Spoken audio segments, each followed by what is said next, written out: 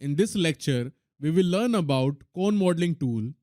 Select cone, select first point, give radius of 80 mm, press enter, and give a height of 100 mm, press enter. Again, go to cone, select first point, click on diameter, and give diameter of 120 mm. Select 2 point option, select first point and second point to give same height of this model. Now you can see that both the models have same height.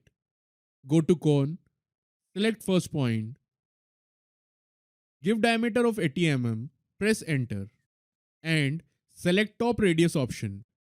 Give top radius of 100 mm, press enter. Now you can see that it gave a 100 mm radius from its top.